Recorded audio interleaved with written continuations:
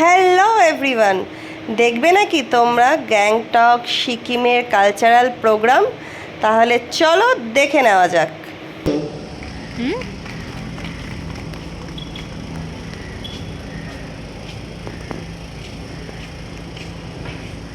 Mr. Basant Kumar Lama, Secretary, Culture Department.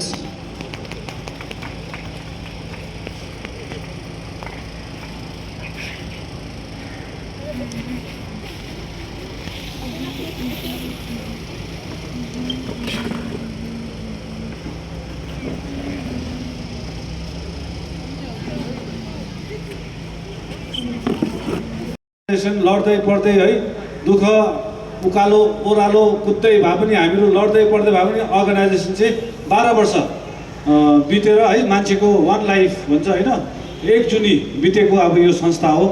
अनि जुन चाहिँ यो अर्गनाइजेसनले यसपालि नयाँ के गर्ने भन्दाखेरि सोभिनियर्स अफ सिक्किम हामीले राखेका छौँ, ताकि सिक्किममा आउने टुरिस्टहरू जति पनि मान्छेहरू छ उहाँहरू आएर चाहिँ तपाईँको सिक्किममा আমরা যখন গ্যাংটকে এলাম তো আমাদের আসার পরে এটা ছিল আমাদের একটা উপরি পাওনা দেখার। তো দেখো কি সুন্দর এখানে কালচারাল প্রোগ্রামগুলো হচ্ছে। সেদিনে ছিল গ্যাংটকে 8th north east youth festival, মানে ভীষণ সুন্দর এখানের এই ফেস্টিভ্যালটা। আমাদের জানা ছিল না 17 মার্চ থেকে 20 মার্চ অবধি এই ফেস্টিভ্যালটা চলেছিল। তো আমরা সেই সময় এখানেই ছিলাম, তো তাই জন্য আমরাও দেখতে পেলাম এখানের ফেস্টিভ্যাল। এটা তোমাদেরকে আবারও বলছি, এটা ছিল 8th north east youth festival. ভীষণ সুন্দর, আর প্রোগ্রামটা হচ্ছিল পুরো এমজি রোডের উপরেই। আর যেহেতু আমরা সকাল সকাল পৌঁছে গেছিলাম এমজি রোডে, তো সেই কারণে আমরাও কিন্তু এখানের প্রোগ্রামটা দেখতে পেয়েছিলাম।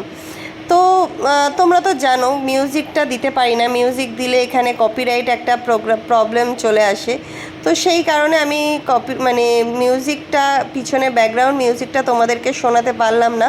কিন্তু এখানকার মেয়েরা দেখো কি কমফোর্টেবল ডান্স করছে, মানে ফ্লেক্সিবলভাবে সব ডান্সগুলো করছে। আর এত মিষ্টি লাগছে এই মেয়েগুলোকে দেখতে, মানে ভীষণ সুন্দর করে সেজেছে আর ভীষণ ভালো লাগছে। তো চলো তাহলে আমার সাথে তোমরাও দেখো এখানকার কালচারাল প্রোগ্রামগুলো। তো আমাদের তো ভীষণ ভালো লেগেছে। 17th মার্চ থেকে 20th মার্চ পর্যন্ত এই প্রোগ্রাম চলেছিল। তো চলো আর কথা না বাড়িয়ে আমরা প্রোগ্রাম দেখতে থাকি। আর আজকের মতন তাহলে ভিডিওটা এখানেই শেষ করছি। ভিডিওটা কেমন লাগলো সবাই অবশ্যই কমেন্টস করে জানাবে, আর ভালো লাগলে একটা লাইক শেয়ার কমেন্টস করে দেবে। টাটা।